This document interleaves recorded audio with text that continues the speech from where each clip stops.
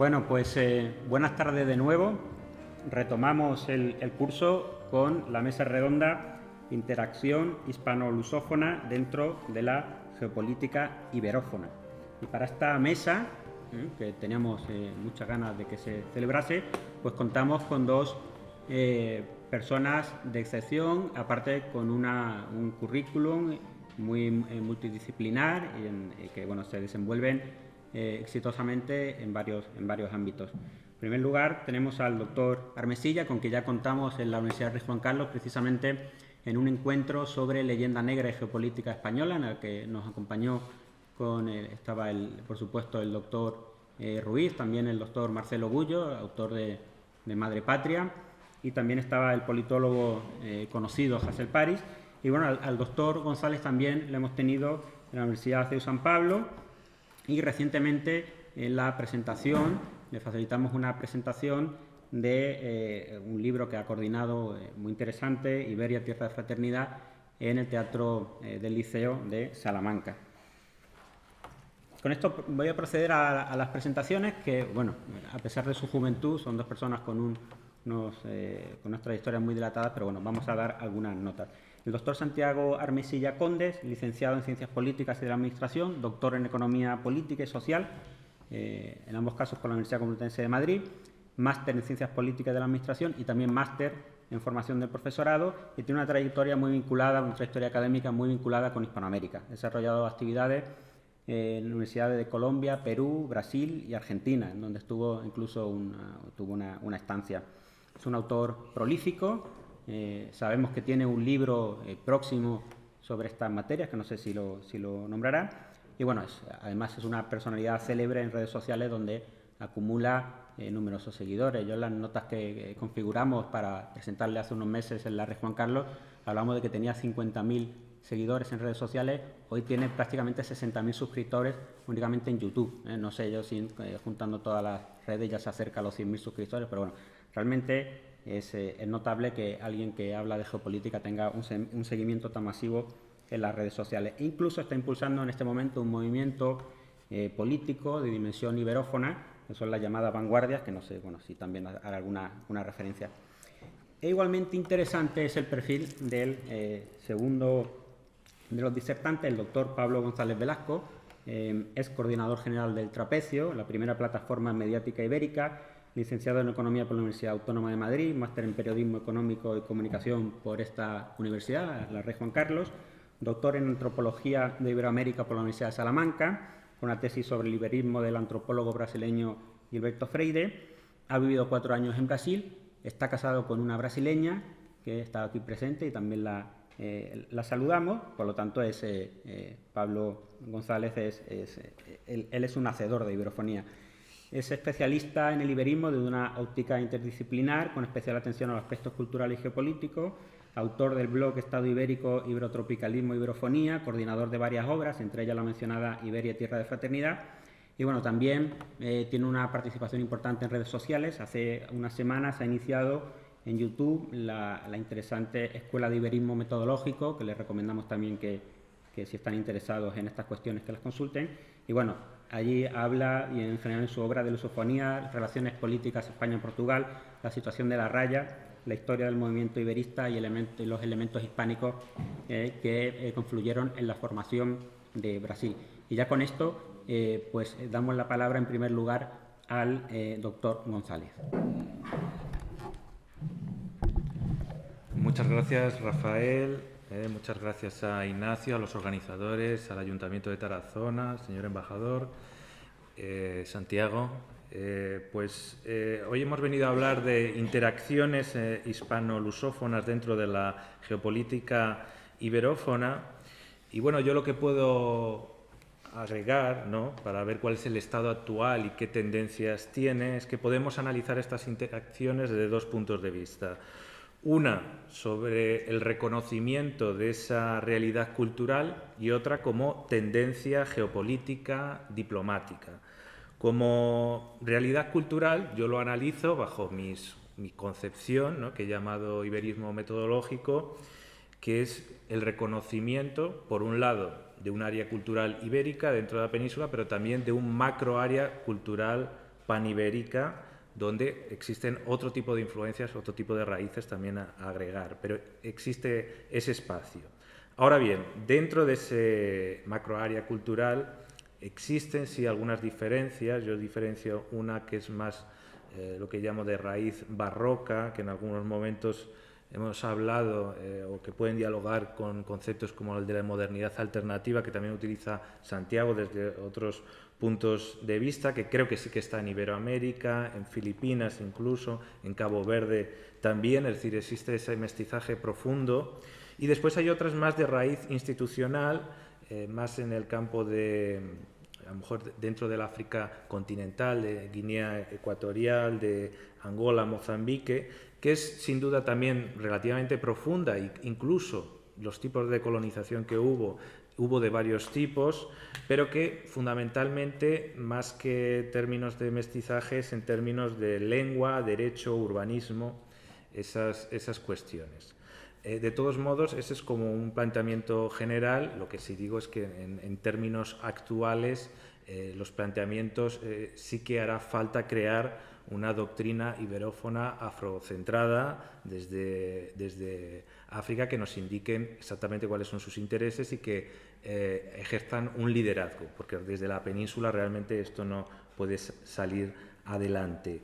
Debo decir que como tendencia geopolítica pues hay cosas muy positivas. En Internet, las posibilidades de Internet ha permitido muchas más interacciones, que la gente pues en chats, etcétera, dialoguen entre los mundos lusófonos y español.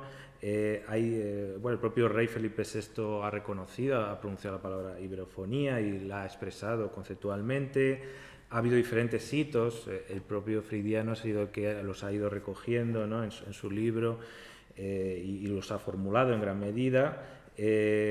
Cuba, Venezuela también han establecido desde hace tiempo relaciones con Angola, con Guinea Ecuatorial. También hay esos cruces que no necesariamente la península interviene, lo cual es algo satisfactorio. Y entre el Instituto Camões y el Cervantes también ha habido estudios en conjunto y alianzas que también nos ayudan a ver cómo esa geopolítica avanza. Hay que decir que, pues eso, desde diferentes ámbitos activistas, el propio Santiago, desde el Trapecio, que tenemos una línea editorial iberista e iberófona, pues hemos divulgado. Funiver también ha divulgado bastante esta idea. Obviamente Fridiano no se menciona porque lo consideramos obvio, ¿no?, pero que es el gran divulgador de esta idea.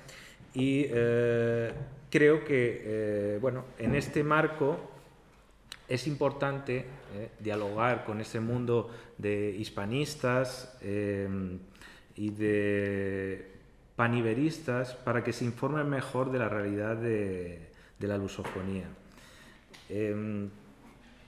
Por un lado, puedo decir que las relaciones entre España y Portugal son magníficas en este momento. Es verdad que faltan quitar esa frontera mediática, que haya más información de ambos lados, ciertas asimetrías, pero se ha firmado el año pasado un tratado de amistad muy ambicioso, con un mecanismo de seguimiento de las cumbres ibéricas, con instancias, con comisiones a todos los niveles, con una estrategia común de desarrollo transfronterizo, diálogo directo desde los dos gobiernos. Se reconoce por parte de Portugal la Comunidad Iberoamericana de Naciones.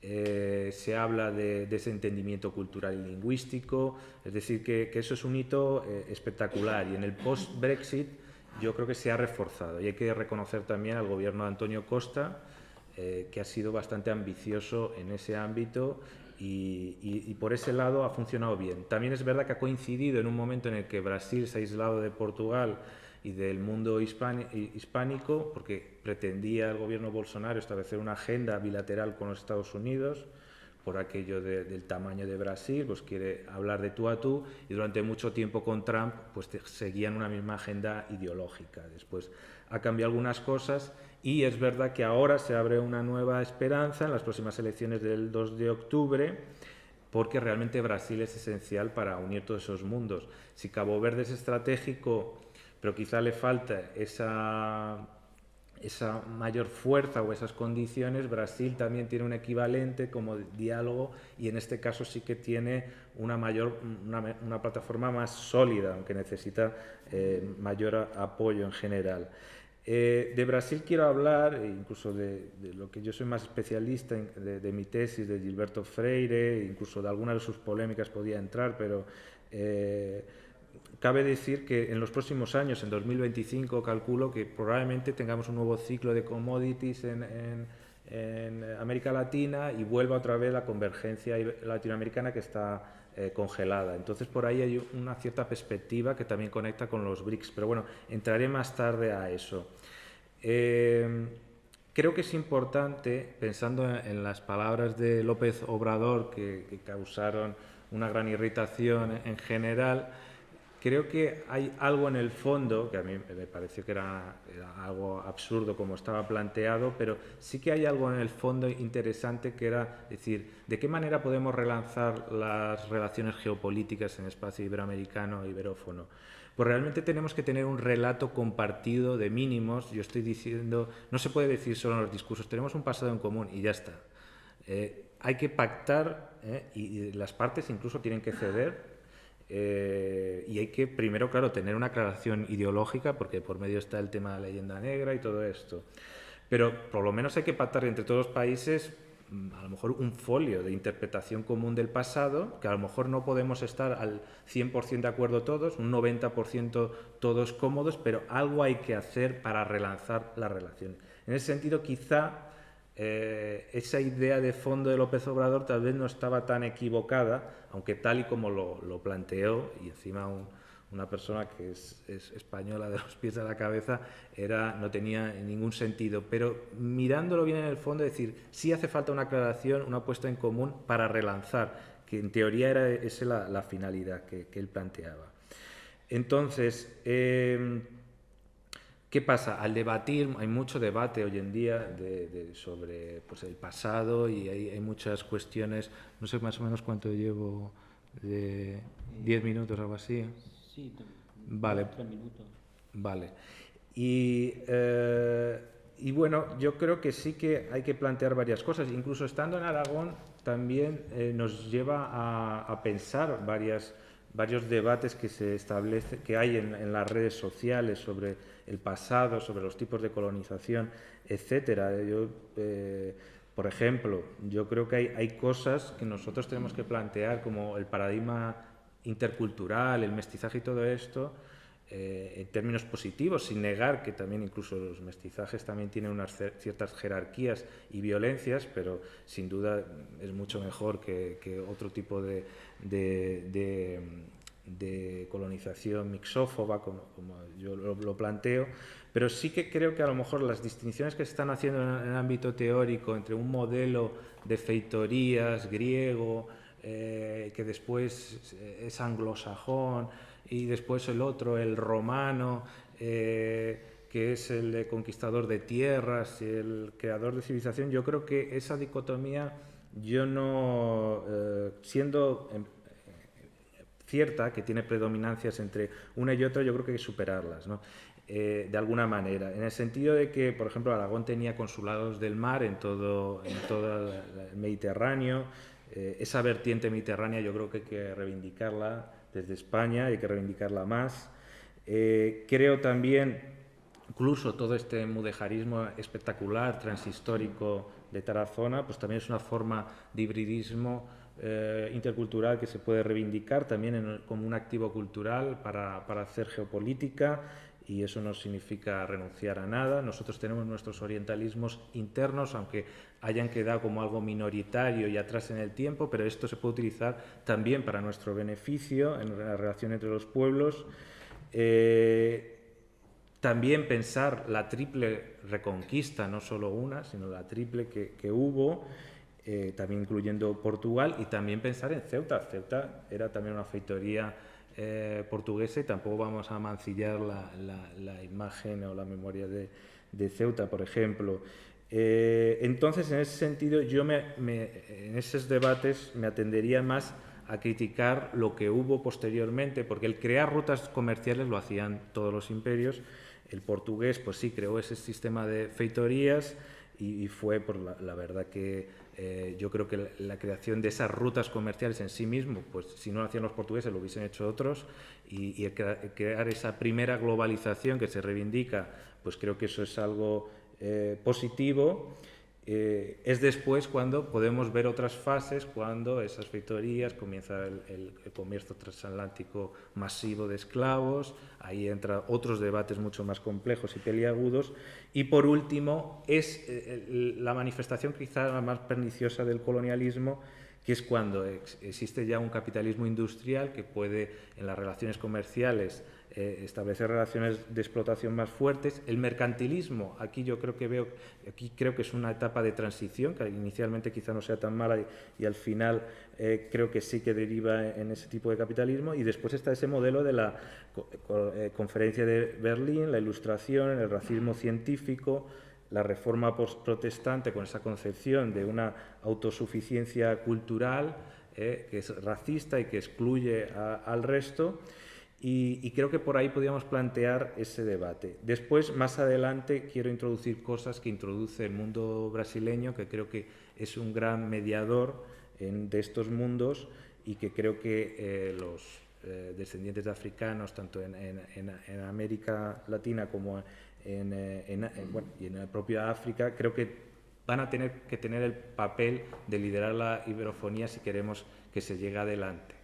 Voy a dejar otros temas de América Latina y de Brasil para más adelante. Por invitarme, por supuesto, para mí es un placer. Es la primera vez que estoy en Tarazona, estamos en Tarazona, es un lugar espectacular, muy bello. Y bueno, para no pisar temas que ha expuesto Pablo, yo voy a tratar de sintetizar cuestiones que tienen que ver más con la actualidad geopolítica y que tienen en parte que ver con el título que se propuso para esta mesa redonda: interacción hispano-lusófona dentro de la geopolítica iberófona. Yo creo que hay que ser realistas, porque nosotros luego explicaré un poco lo que son las vanguardias, partimos de una perspectiva materialista, realista política, real política ante todo. Porque más allá de la obra de Durantes Prados, que es el marco general a través del cual todos nos estamos desarrollando, cada uno hacia un cierto lado u otro, y más allá de Funiver, que digamos que yo diría que es la mayor institución iberófona que existe ahora mismo, con un planteamiento académico y geopolítico iberófono, y nada más que ver el mapa de centros académicos que tiene Funiver para ver que la perspectiva, la línea es claramente iberófona. Más allá de eso, no existe propiamente hablando una geopolítica iberófona en el sentido de instituciones supraestatales que tengan una perspectiva en este sentido. Es verdad que la SEGIP ha incorporado una oficina pues dedicada a los PALOP, países africanos de lengua oficial portuguesa.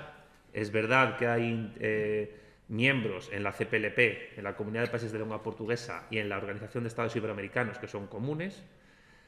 Y es verdad que es un tema que genera atracción y que genera mucho interés en bastantes lugares. Cada vez que hablas a una persona de iberofonía, sobre todo si es hispanoparlante o lusoparlante, te atiende, presta atención.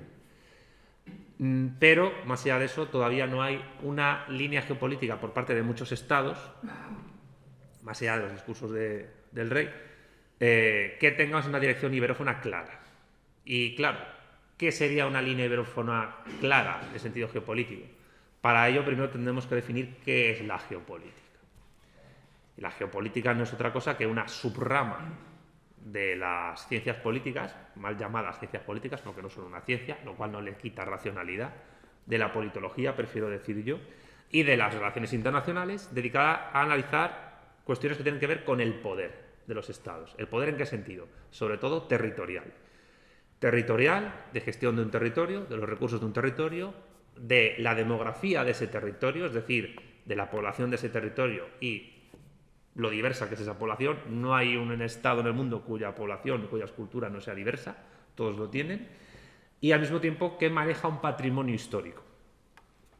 Y aquí es donde yo quiero entroncar lo que ha comentado Pablo, acelerado por la cuestión de la premura que tenemos, que es la historia, con la actualidad y el porvenir. ¿Por qué? Bueno, voy a hacer los que sean españoles aquí, pues me perdonarán que haga un pequeño Paco Umbral y hablé de mi libro, que va a salir en octubre, editado por Última Línea, que se va a llamar Iberofonía y Socialismo. Ese libro parte de 3 premisas, no explícitas, pero son 3 premisas. La primera, que cuando hablamos de iberofonía, yo diría que hablamos de una civilización no reconocida como tal, que tiene su raíz histórica en el Reino de León, previamente Reino de Asturias, que cambia su capital a León, aunque bueno, ayer Rafael y yo hablamos de lo difusa que es la capitalidad en ese reino, cómo va pasando las cortes de un sitio a otro. ¿Y por qué esto es importante?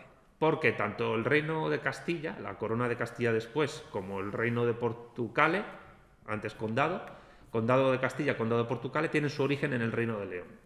Con lo cual, el mundo hispanoparlante y el lusoparlante tienen el mismo origen histórico. Asturias, León y lo que es la cuenca del Duero. Durante siglos, la cuenca del río Duero fue el centro de producción manufacturera más importante de la península ibérica, prácticamente hasta la llegada incluso de los Borbones. Y esto es una cuestión de historia económica poco estudiada que a mí me parece que tendría que ser analizada.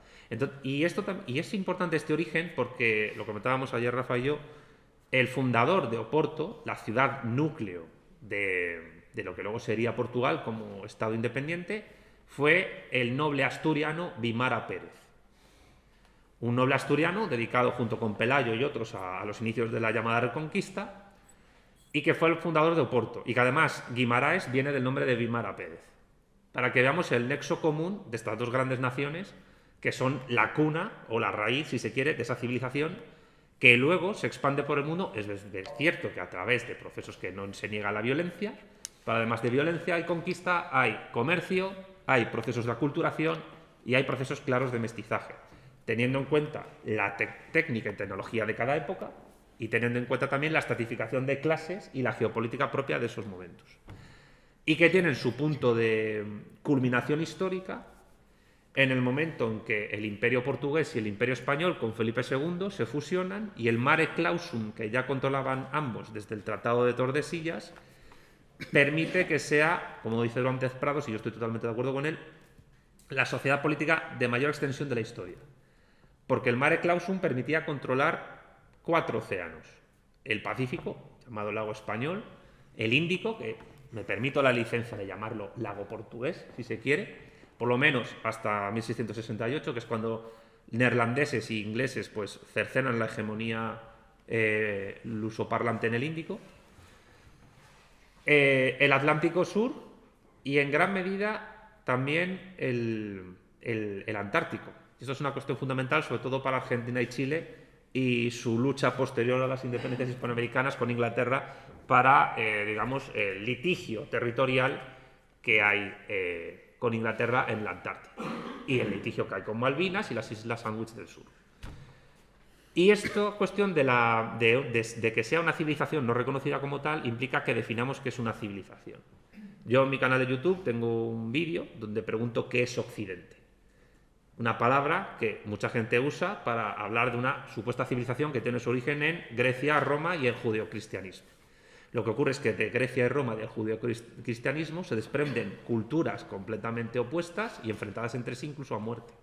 Y particularmente hay 3 grandes sociedades políticas o civilizaciones que tienen base en imperios que han descendido de esa mezcla de Grecia, Roma y Cristo tan difusa. Además que Grecia, Roma y Cristo están impregnadas también en otros lugares del mundo. El Islam es el dios de los musulmanes, es el dios de Aristóteles. Y la influencia del neoplatonismo en el Islam persa es enorme. Por no hablar de la influencia que a través de Sun Yat-sen y luego del Partido Comunista Chino tiene el mundo grecorromano en la República Popular China. La misma idea de República Popular tiene un origen griego clarísimo. Y la Asamblea Popular Nacional de Pekín, asamblea es una palabra que viene de eclesia, que es griego. Iglesia Católica significa Asamblea Universal, Eclesia Católicos.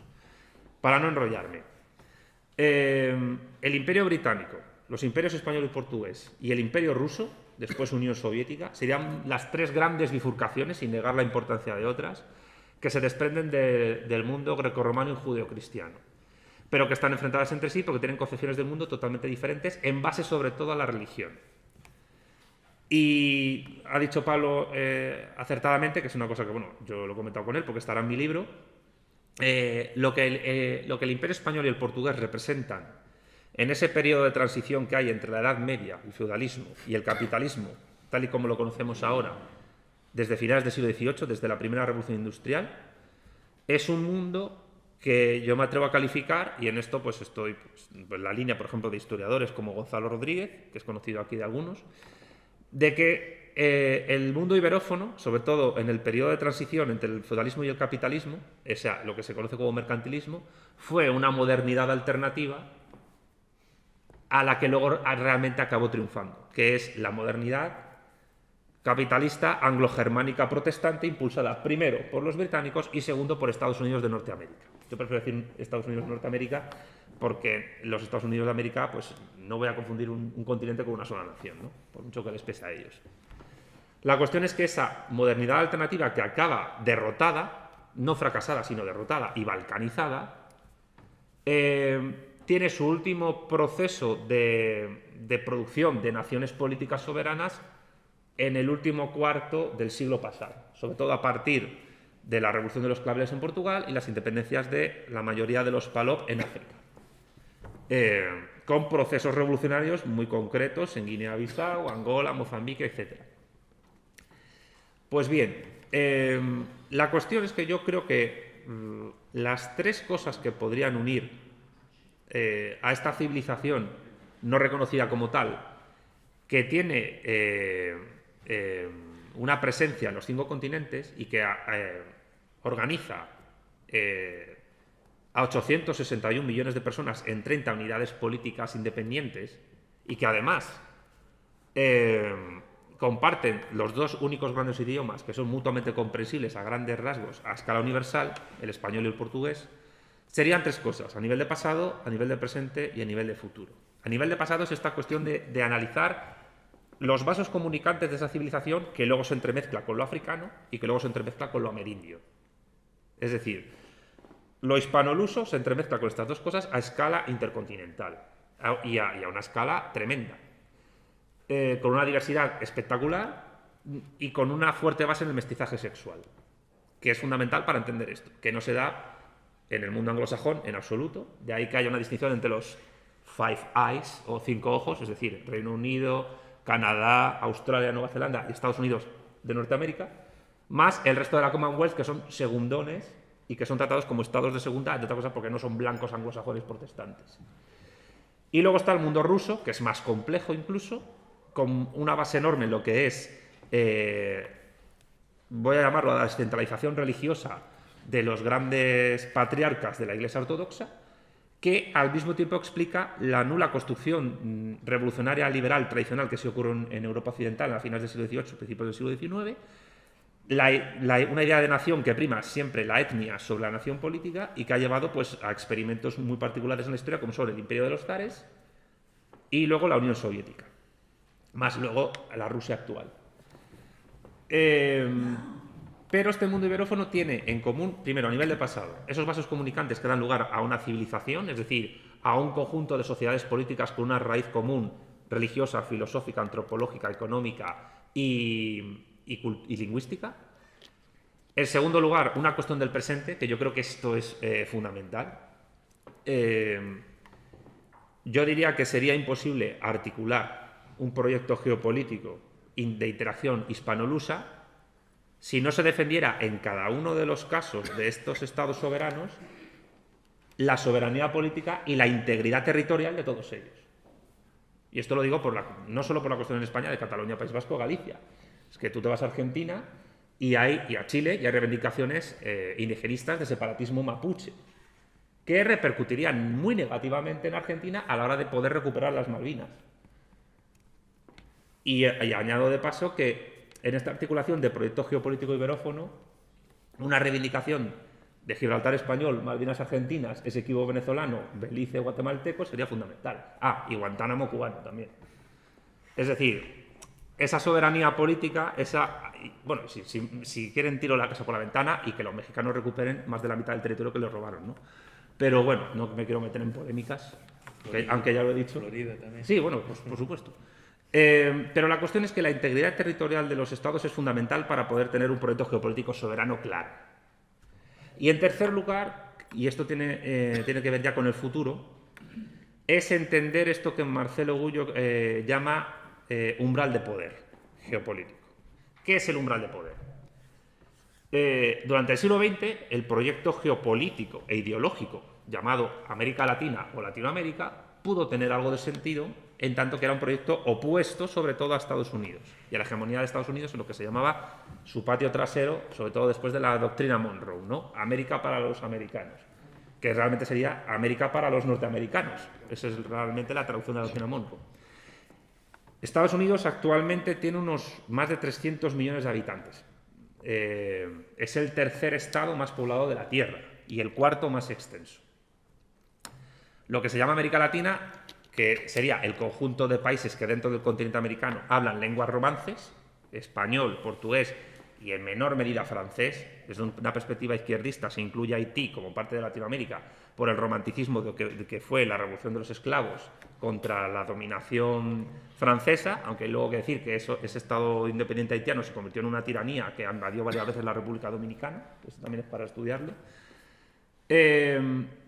Sin embargo, con el auge espectacular en los últimos 40-50 años de la República Popular China, ese umbral de poder latinoamericano queda muy lejos, y estadounidense incluso. Y esto lo han visto los anglosajones y de ahí pues propuestas como el AUKUS, etc. Pero claro, es que estamos hablando de una sociedad, la China, que son 1.400 millones de personas. Yo creo que aquí nadie es capaz de imaginarse un solo Estado con 1.400 millones de personas caminando al unísono en una misma dirección de futuro, con un poder que tiene planes y programas geopolíticos y económicos a un siglo, a 100 años. Y que además no es un Estado-nación, tal y como lo entendemos en Europa occidental, es un Estado-civilización. Entonces, ante ese umbral de poder nuevo que se genera, una reivindicación de un pasado común civilizatorio, una defensa de la integridad territorial y la soberanía política de nuestros estados, y al mismo tiempo un proyecto de futuro que rebase, digamos, las limitaciones que esa modernidad triunfante, ese capitalismo anglo-germánico protestante, primero británico, luego estadounidense, ha impuesto a escala global, que China está empezando a romper, junto con otros, junto con el renacer de Rusia actualmente, nos tiene que hacer ver a nosotros, y de ahí la pregunta que le he hecho al embajador en Cabo Verde, que se abre una ventana de oportunidad. Una ventana de oportunidad única en este siglo XXI, en el cual se podría, bajo nuevas formas, bajo nuevos bríos, partir de lo que ya se ha hecho y de lo que hay, para reconstruir esa civilización y reconstruir esa modernidad alternativa desde una perspectiva que rebase precisamente eso. Primero, esa modernidad realmente existente que triunfó, anglosajona, y segundo, que tenga en cuenta que en este siglo XXI la delantera la está tomando Asia, que eso que se llama Occidente realmente es el mundo anglosajón más aliados y subordinados, y tercero, si la iberofonía como concepto llama tanto la atención a la gente, es porque cuando lo entiendes, te hace ver parte de algo que es mucho más grande que tú mismo y que es incluso mucho más grande que tu propio país. Es decir, perteneces a una civilización que ha sido oscurecida por otros, que se han dominado el relato y que han dominado la historia. Así que ahí está digamos, lo que sería el proyecto geopolítico real, y creo que estamos ahora mismo en el buen camino porque ya estamos empezando lo que es a decirlo por lo menos ideológicamente. Estamos en la primera fase de la insubordinación, que dirá Marcelo Gullo de nuevo. Estamos en la parte de la insubordinación ideológico-cultural. El producto de esto que estamos haciendo seguramente no lo veamos, pero tenemos que dejar el camino hecho para que otros que vengan en el futuro continúen esta insubordinación y que pase de ser ideológico-cultural a que sea práctica, pragmática, sin dejar de empezar a nosotros. Es decir, relaciones internacionales, política exterior, economía, geopolítica, colaboración, etc. Y además hay que tener en cuenta que la tecnología actual permite que sociedades tan lejanas geográficamente se puedan coordinar a la hora de transmitirse información de todo tipo para poder generar una comunidad a escala universal. porque las grandes transformaciones mundiales solo se pueden hacer hoy día a partir de unidades geopolíticas de impacto universal, no de estaditos pequeños. Y España es un estado pequeño, que conste. Y Portugal también. Así que, bueno, digamos que ese es el planteamiento. No existe esa geopolítica iberófona, pero se dan las condiciones para que exista de una manera práctica, realista. Y con esto acabo. Muchísimas gracias por escucharme.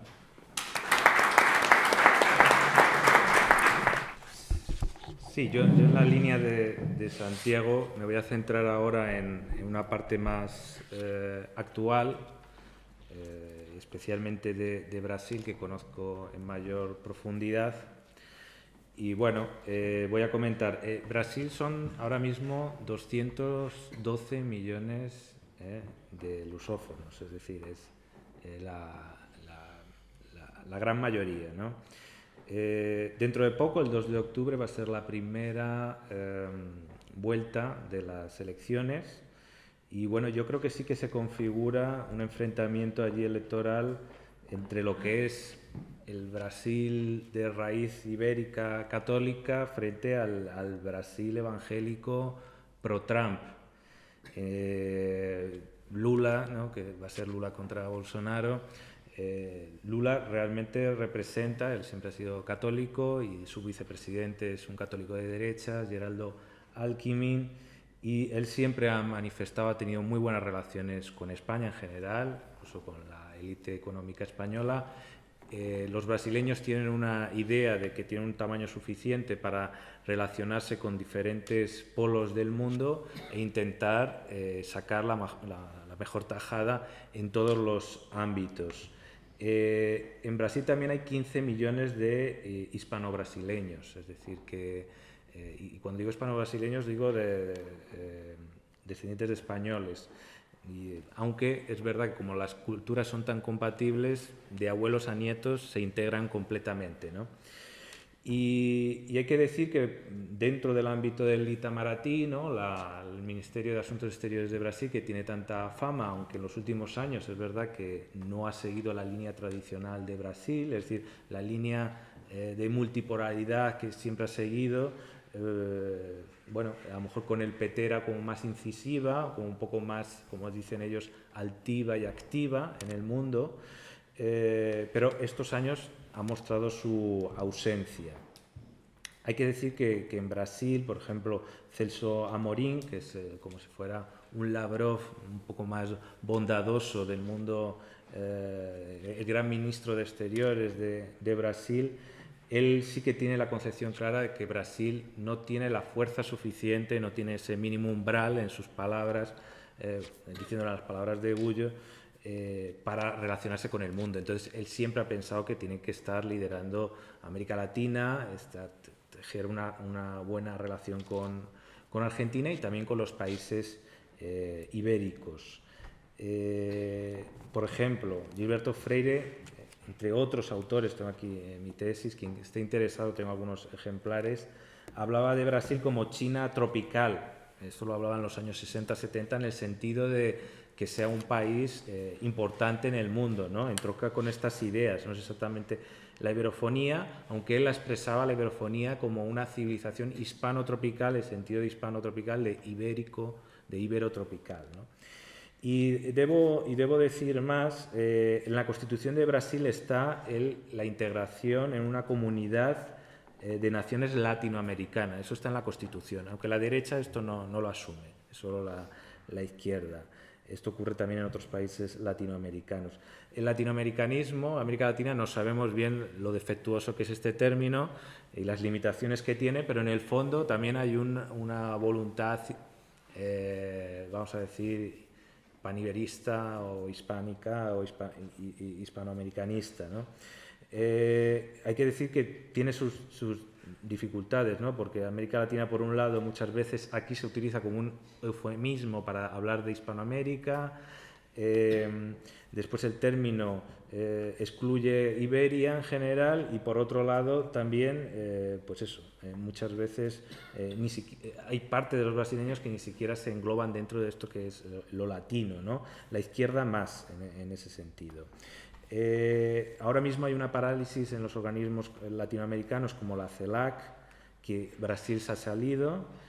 UNASUR y Mercosur podría ser como una emulación de lo que es la Unión Europea, y eso sería interesante para España y Portugal, que los países latinoamericanos, esto también hay que decirlo, en términos diplomáticos sí que existe el concepto latinoamericano para expresar a los países entendidos de lengua portuguesa y española de América, sin incluir Iberia.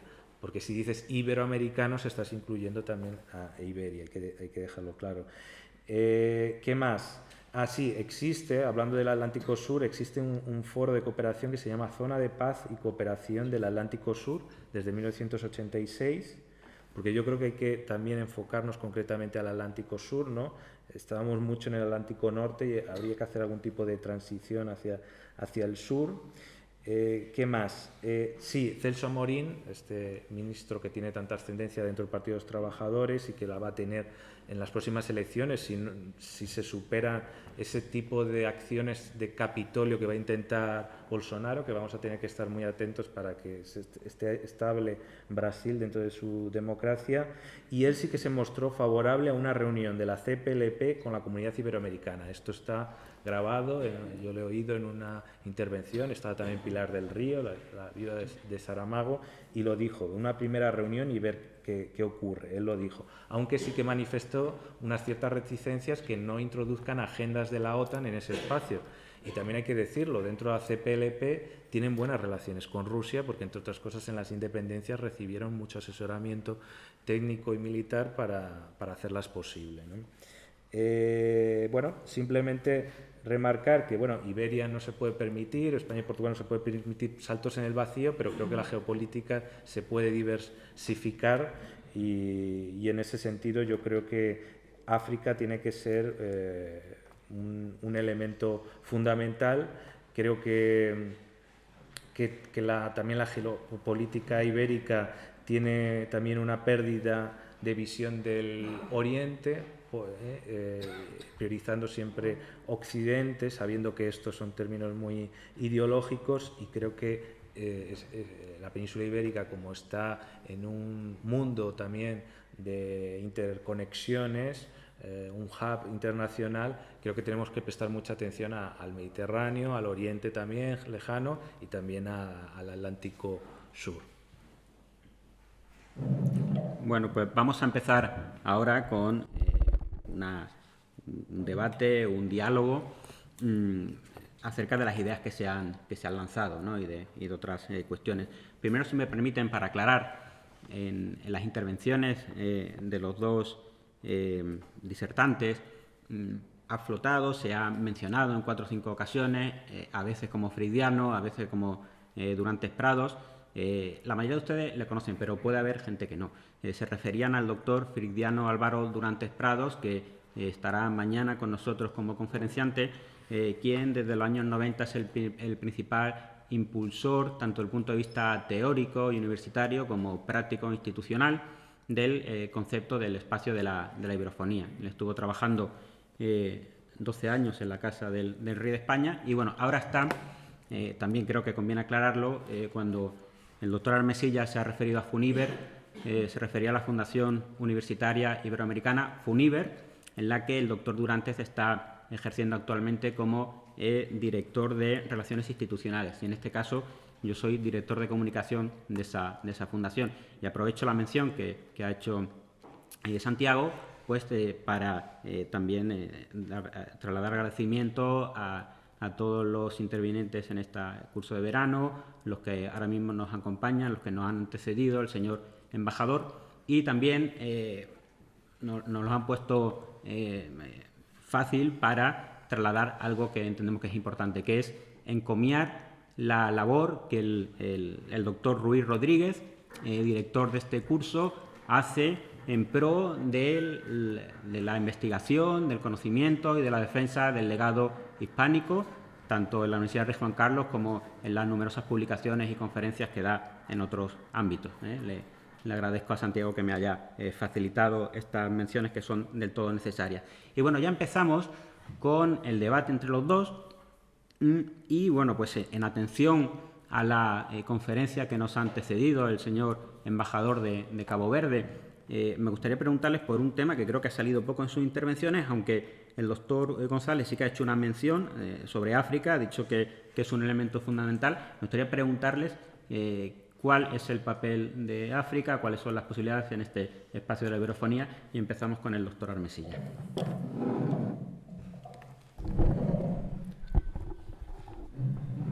Bueno, yo vuelvo al libro mío que va a salir en otoño, ¿no?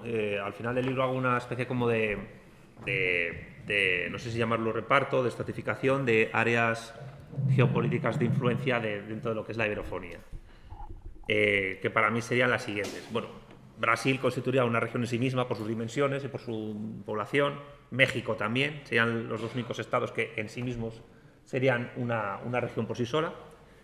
Hablo del Cono Sur, donde incluiría pues, Argentina, Uruguay, Paraguay y Chile, la región andina, Ecuador, Perú, Bolivia, la región caribeña, que incluiría pues, Colombia, Venezuela, las Antillas, antiguas Antillas españolas, más América Central, Iberoáfrica, es decir, los PALOP, más Guinea Ecuatorial, más el Sáhara Occidental, más ampliando pues, todo lo que es la Macaronesia, Canarias, Madeira, etcétera, Iberoasia, Iberoceanía, el extremo oriente lusoparlante, que hablarán de ello el miércoles, Timor Oriental, Macao y, bueno, pues aquellos territorios de Asia y Oceanía donde todavía hay población que habla español, Filipinas, Guam, las Islas Marianas, Micronesia, etcétera.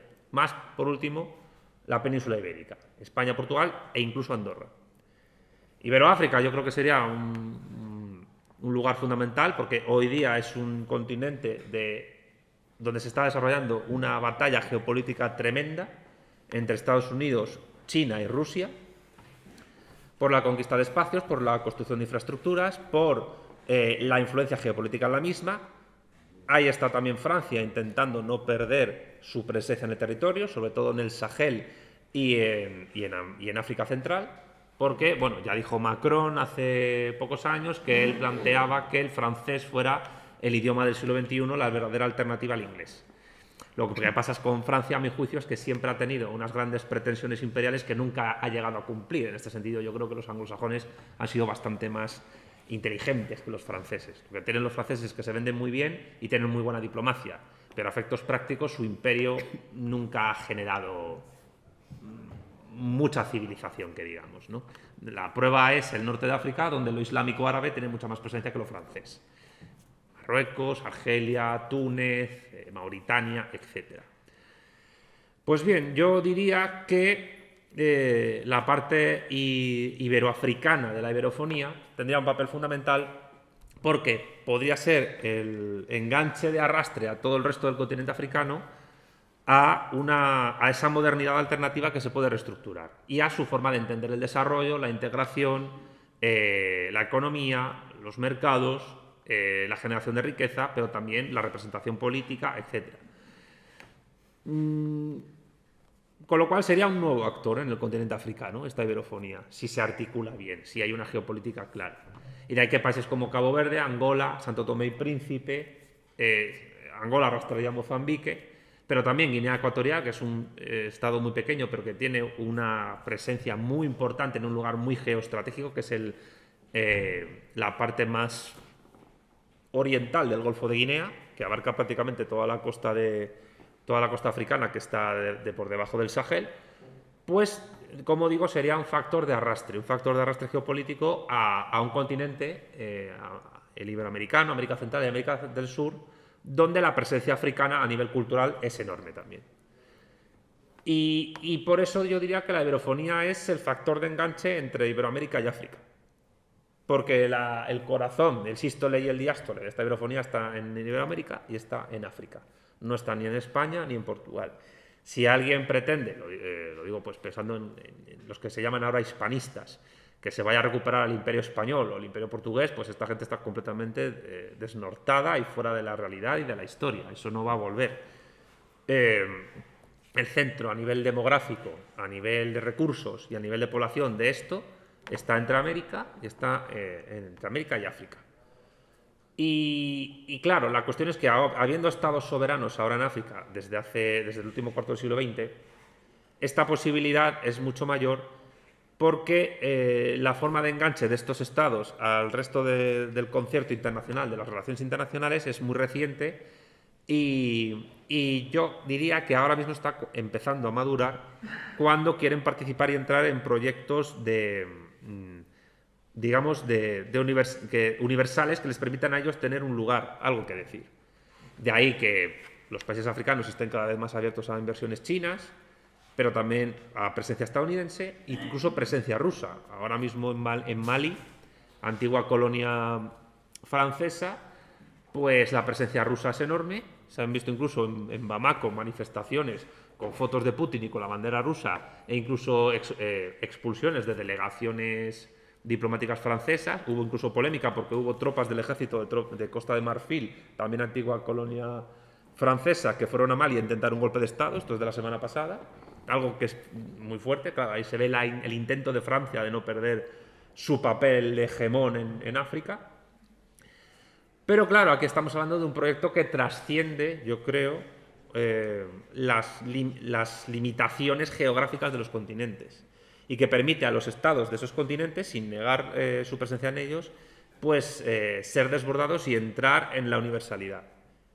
Incluso esto permitiría que la iberofonía tuviese una presencia enorme en la Unión Africana, como comunidad de estados que incluso en su día, a partir de Gaddafi, quiso tener una moneda única, que realmente, y esto lo admitió Hillary Clinton, fue lo que tumbó a Gaddafi del poder. Ahí es donde vemos cómo la modernidad realmente existente, la capitalista anglo-germánica protestante, sigue tratando de ejercer su poder para acabar con proyectos que minan su soberanía en otros lugares.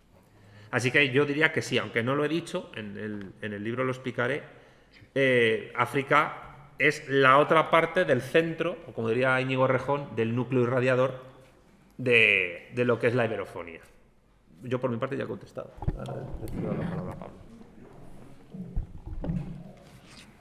Sí, yo creo que España tiene que prestar mucha más atención a África.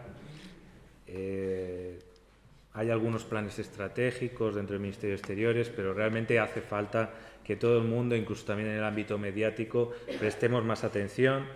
La Unión Africana también, España puede solicitar el acceso por las Islas Canarias, por Ceuta y Melilla, de una manera evidentemente súper diplomática y evidentemente fuera de cualquier tipo de mentalidad colonialista, obviamente. Yo creo que el proyecto de la iberofonía también necesita una narrativa antirracista, porque todavía existe racismo muy fuerte a nivel global, a nivel cultural, y creo que sí que es un ámbito que podemos levantar esa bandera, evidentemente haciendo nuestros papeles, nuestros deberes, que también los tenemos que hacer, y nuestras autocríticas, etcétera. Y creo que puede ser un proyecto de reconciliación, convergencia y compensación, incluso en sentido propositivo, en sentido de tejer alianzas con los afrodescendientes iberófonos, y contribuyendo así a una lucha activa contra el racismo global, que fundamentalmente viene de otros puntos del mundo, y claro, y proponiendo soluciones no sectarias.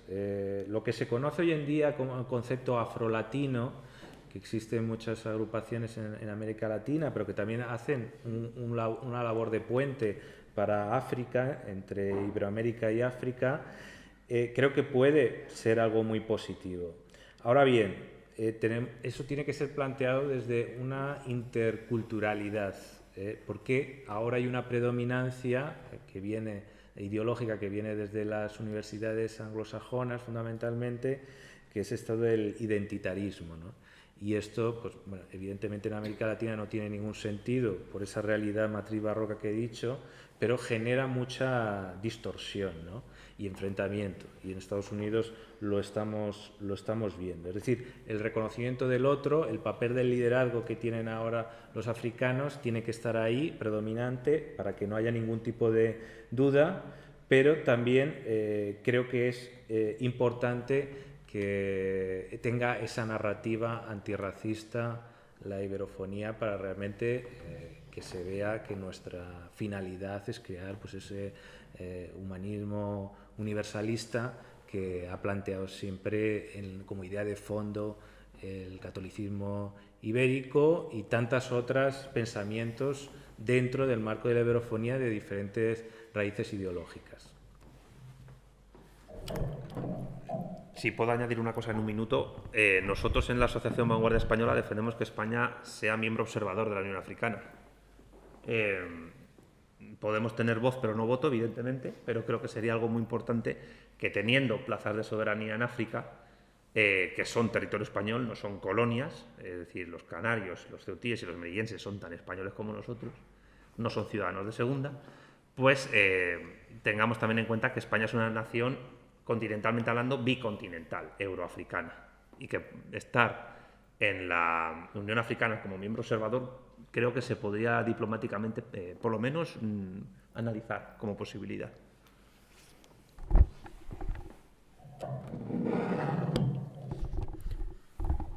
Bueno, pues muchas gracias.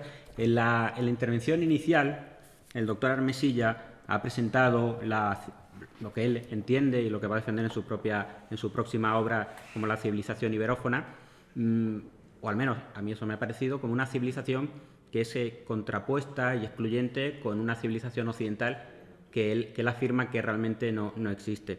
Entonces, me gustaría preguntarle al doctor González su parecer al respecto, y después también que entre los dos nos den su opinión sobre si la imbricación de este espacio de la iberofonía es o no es, o si es, hasta qué grado o con qué peculiaridades con las construcciones institucionales tanto de ámbito europeo como lo que se conoce como atlantismo u OTAN. Muchas gracias.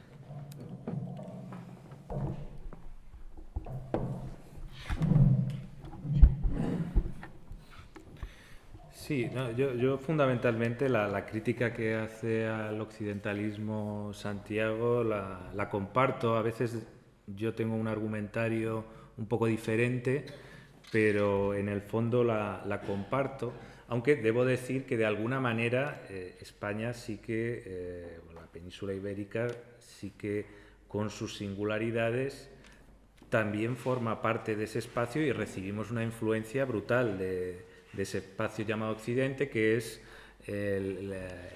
por un lado, Europa central y norte, el mundo anglosajón, incluyendo, claro, Estados Unidos, ¿no?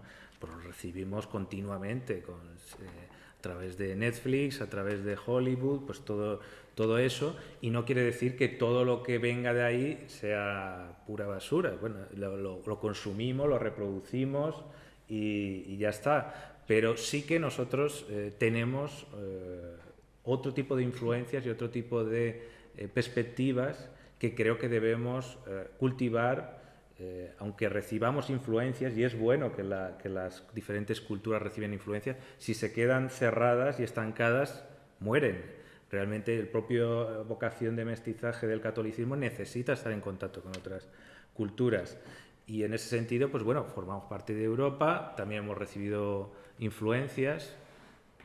Santiago reivindica bastante la Revolución Francesa, en parte es muy crítico con la Ilustración. Hay cosas que nos quedamos, hay cosas que rechazamos de lo que nos viene del norte de Europa, pero yo creo que sí que es importante señalar nuestras singularidades. Yo sé que en tiempos de la transición la gente estaba harta del Spain is different, queremos ser un país normal, no tenemos taras y cosas así, pero todos esos análisis cometían el error de que el canon por el que nos comparábamos permanentemente era con el canon protestante de la modernidad burguesa. Entonces, siempre nos veíamos como inadaptados a ese canon. Y entonces, claro, nosotros no teníamos como una mentalidad soberana como para valorar qué cosas eran positivas y negativas. Evidentemente, a partir de la derrota de esta modernidad que yo llamo barroca, pues ya nos tenemos que ir adaptando como podamos, con unos ciertos espacios de soberanía. Yo tengo una visión de que España mantiene una cierta dualidad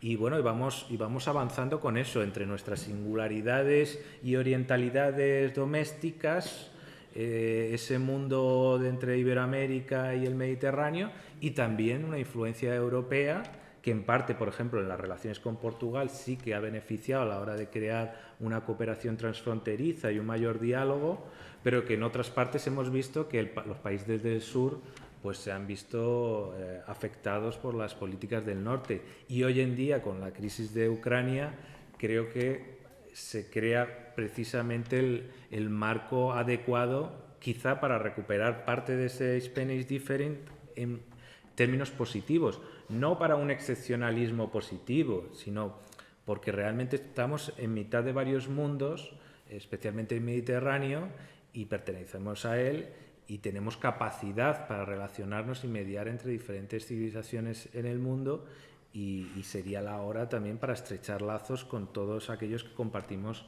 herencias culturales.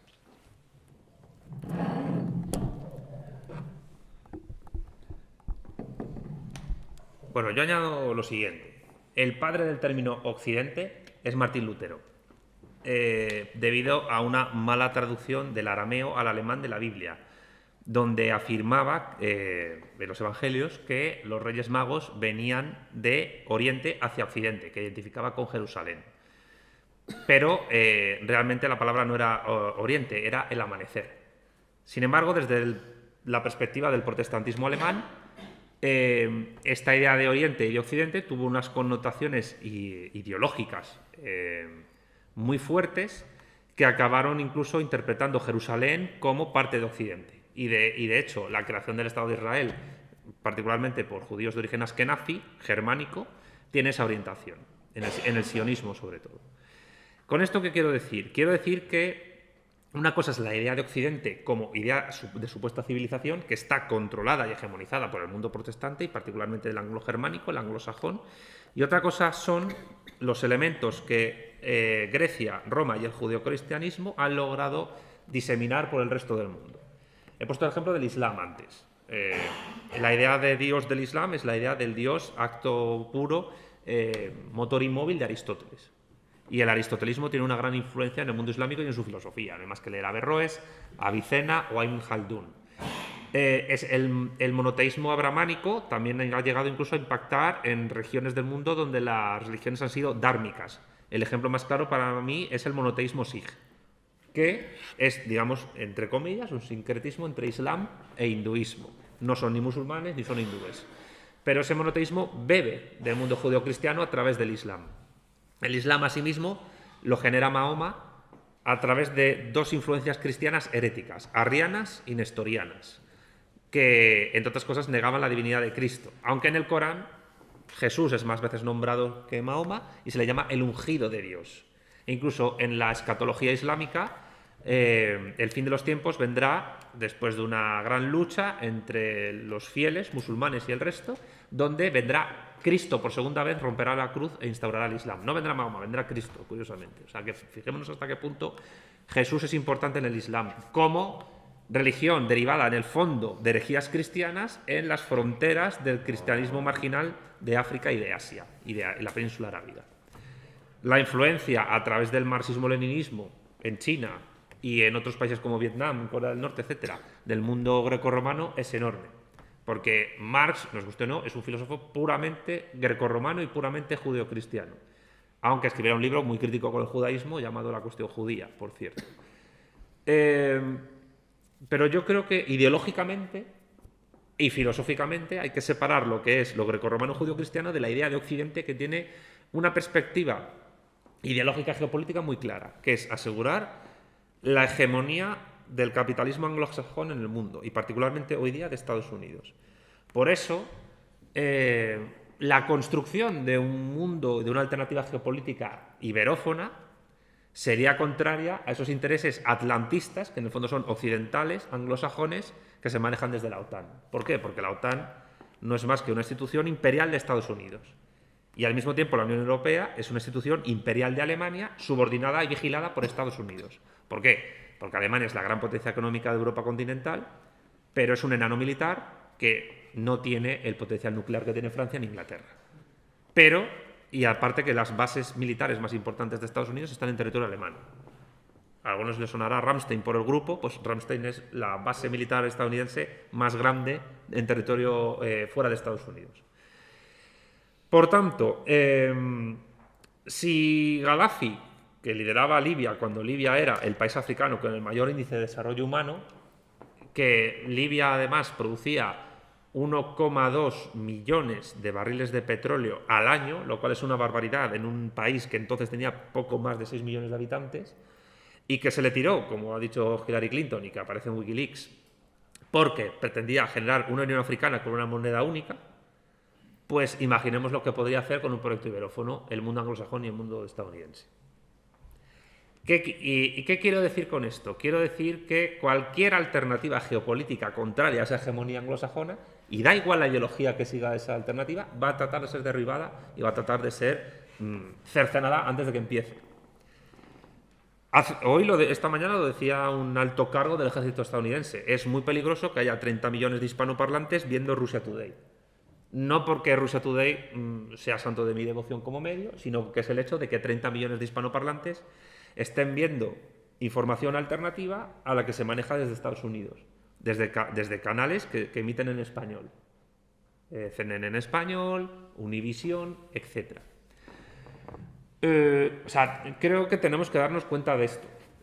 Un proyecto iberófono, una geopolítica iberófona, pues suena muy bien, es muy bonita, como en su día el latinoamericanismo como proyecto ideológico, emancipador, contrario a Estados Unidos y en parte también contrario a España. Creo que habría que revisar un poco la identificación que ciertos ámbitos conservadores en España tienen entre España y Estados Unidos. Como si Estados Unidos hubiese sido una nación surgida de lo español por Bernardo de Gálvez. Y no es así. Estados Unidos es las 13 colonias anglosajonas que avacian al oeste y arrasan con todo. Eso es Estados Unidos. Lo que yo quería decir es que el mundo iberófono supone un riesgo yo creo evidente, a la hegemonía geopolítica que ha dominado buena parte del mundo en los últimos 2 siglos. Y si ya China supone una amenaza porque traslada, digamos, el eje de la Tierra a Asia y el centro del mundo pasa pues desde el Océano Atlántico al Pacífico, imaginemos lo que supondría para Estados Unidos y para el mundo anglosajón que a las puertas de su casa un mundo de 861 millones de personas que hablan 2 lenguas muy parecidas le está diciendo, hey, que aquí tienes 60 millones de hispanoparlantes, que además vienen de una tradición religiosa y política distinta a la tuya y que realmente tienen muy poca participación electoral en tu ámbito político en Estados Unidos. Es un riesgo. Probablemente sea más riesgo geopolítico la iberofonía en general y México en particular para Estados Unidos que la propia China. China puede hacer que pierda el hegemón como potencia mundial. Pero México en particular y la iberofonía en general es un riesgo incluso a nivel demográfico para Estados Unidos. Así que también pensemos en esto, porque los proyectos que hegemoniza el mundo anglosajón, capitalista, protestante, no van a ver con buenos ojos que incluso personas liberales, capitalistas y anglófilas del mundo iberófono se puedan unificar. Porque lo van a ver como una competencia y van a tratar de cercenarlo desde la raíz. O sea que hay incompatibilidades ahí. ¿Quieres? Yo no, perdón. Bueno, estamos ocupando más tiempo quizá del debido, pero me gustaría introducir una cuestión también en atención al lugar al que estamos. Tarazona, antigua corona de Aragón. A veces cuando hablan pues los doctores Hermesilla y González, aparece la cuestión del Mediterráneo, aparece la cuestión de la catolicidad, no tanto como el credo en sí, sino como al menos lo que yo entiendo, el sustrato cultural, social, político y económico del que impregna el catolicismo. Y a mí me parece que en este tipo de encuentros siempre hay una gran olvidada, que es Italia, ¿no? Italia comparte con nosotros la latinidad, la catolicidad, es sur de Europa desde el punto de vista geográfico, pero es que aparte tuvo una secular relación con la monarquía hispánica, especialmente la Corona de Aragón, pero con la monarquía hispánica durante siglos. El sur de Italia, las dos Sicilias, Cerdeña, Milán. Nosotros en este curso de verano no hemos querido olvidarnos de esta cuestión y, de hecho, aquí tenemos a Marina Perruca, que viene de la Universidad de Bolonia, que mañana nos hablará, el miércoles nos hablará de la relación de Italia y la iberofonía desde un punto de vista historiográfico. Pero a mí me gustaría preguntarles a los doctores González y Armesilla, en atención a que estamos en la Corona de Aragón, cuál es, si es que lo tiene, el papel de Italia en el espacio de la iberofonía. Muchas gracias.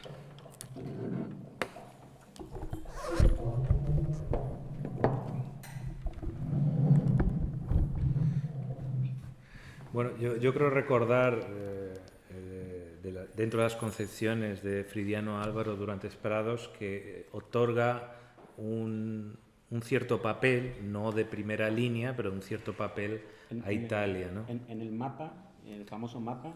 Sí, aparece el mapa pues un poco más, sin un azul tan intenso, ¿no?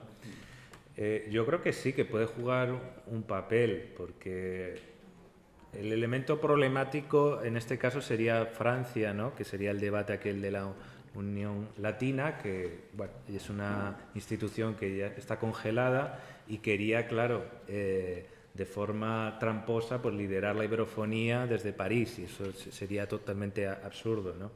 El caso de Italia en sí misma realmente no supondría un problema. Es verdad que yo tampoco conozco en profundidad, pero probablemente se pueda diferenciar una Italia del norte con una Italia del sur, y la del norte sea más germánica y la del sur pues sea más asimilable al mundo mediterráneo y al nuestro, ¿no? Y además coincide también con los periodos que estuvo dentro de la Corona de Aragón.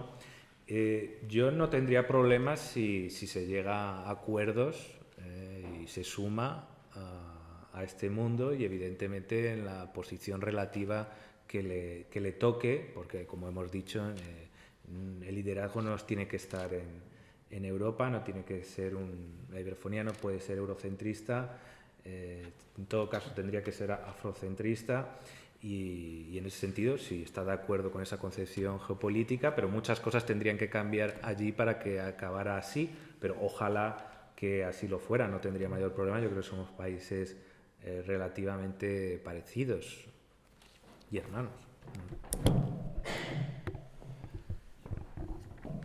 Bueno, pues sí, pero sería mi respuesta. Italia tiene también sus propios planes y programas geopolíticos, evidentemente. Es un país más rico que España, más desarrollado, pero es cierto, como ha dicho Pablo, que hay unas grandes desigualdades sociales y culturales entre el norte y el sur. Y de hecho, la política italiana se dirige desde Roma y desde el norte de Italia, la política exterior italiana. Acercar a Italia solo podría tener sentido si te acercas a Grecia. Es decir, si esa iberofonía influye desde África al mundo árabe y al Mediterráneo, y desde esa iberofonía te acercas a Grecia, y entre la península ibérica y Grecia, pues Italia pues está en medio y te puedes acercar. Porque aquí es donde se conectaría la iberofonía con lo grecolatino, con lo grecorromano. Y esto supone una alternativa también para tener buenas relaciones con el mundo árabe, a través de la parte iberoafricana de la iberofonía, que sería fundamental también porque hay poblaciones todavía en el norte de África, en el mundo árabe, donde se habla español, en el antiguo Rif, la España transfretana, y alguna muy poca población sefardí en el norte de Marruecos y en Argelia, en Orán. Por no hablar de los sefardíes que quedan en Israel. Pero el caso es que Italia puede ser una suerte, a mi juicio, de miembro asociado, como pueda ser España en la Unión Africana, pero no un miembro de pleno derecho, porque tiene su propio idioma, tiene su propio desarrollo histórico y sus propios planes y programas que pueden distorsionar. Más aún Francia, evidentemente, que me ha hecho gracia el ejemplo que has puesto, porque París siempre ha querido liderar otros proyectos geopolíticos desde París. Por eso fracasa, ¿no? Porque Francia pues, ha hecho las cosas mucho peor de lo que se parece. pero se venden muy bien, insisto. Yo creo que, sin negar la cuestión italiana, sería tan fundamental que este proyecto geopolítico tenga muy buenas relaciones con Rusia y con China, y particularmente con China, porque va a ser el nuevo hegemón en este siglo, y porque el mundo iberófono, que no solo barroco, que también fue renacentista por el siglo XVI, empezó a tener una enorme potencia cuando los chinos, en la época imperial Ming, no tenían moneda y recurrieron al real de A8 español, que también era moneda de curso en el imperio portugués durante el mare clausum de los dos imperios, y permitieron a la civilización iberófona y a la China, pues básicamente hegemonizar el mundo durante 2 siglos. No deja de ser curioso que la decadencia con el modo de producción capitalista, que diría Marx, anglosajón, de China y del mundo iberófono llegasen justo en el mismo momento.